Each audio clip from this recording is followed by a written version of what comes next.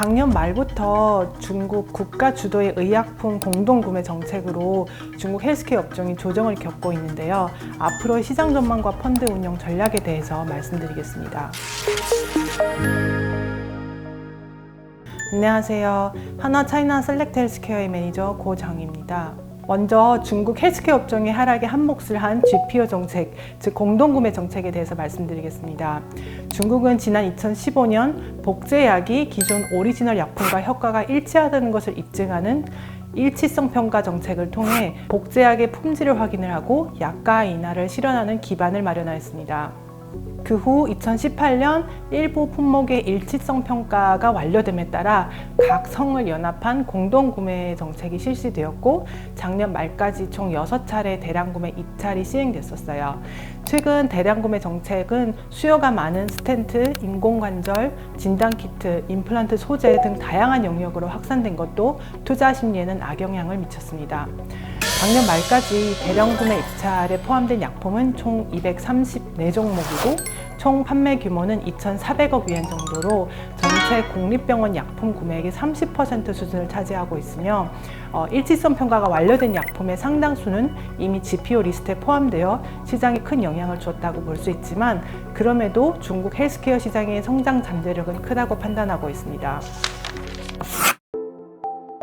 첫 번째 성장 잠재력은 고령화에 따른 중장기적 성장 전망입니다.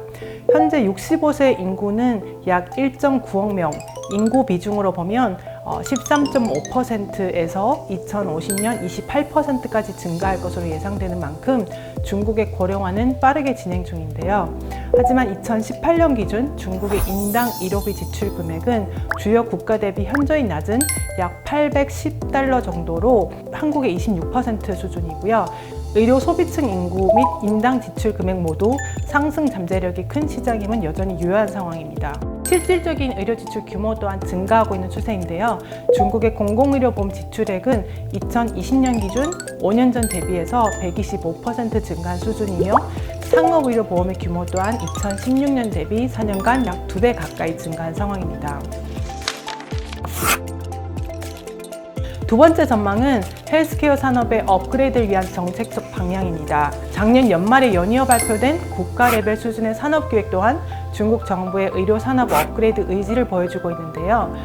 먼저 중국 공신부를 포함한 10개 부처는 2025년까지 5개의 달성 목표를 제기한 14차 5개년 의료장비 산업 발전 기획을 출시하였습니다. 이는 의료장비 영역에서 처음으로 발표되는 국가 레벨에서의 산업 발전 기획입니다.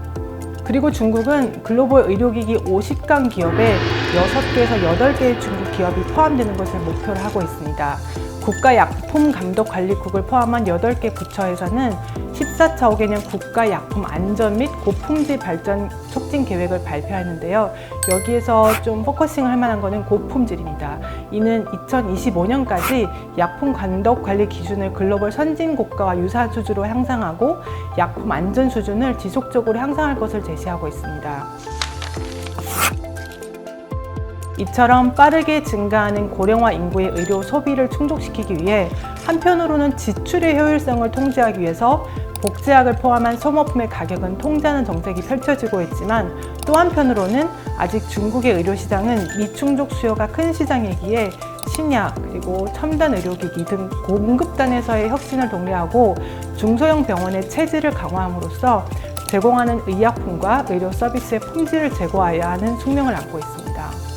이러한 시장과 정책 배경으로 인하여 중국 헬스케어 업종은 기술력을 바탕으로 혁신을 주도하는 기업들이 중장기적으로 체력을 키워갈 수 있는 시장이며 이에 따른 투자 기회는 앞으로도 클 것으로 전망됩니다. 감사합니다.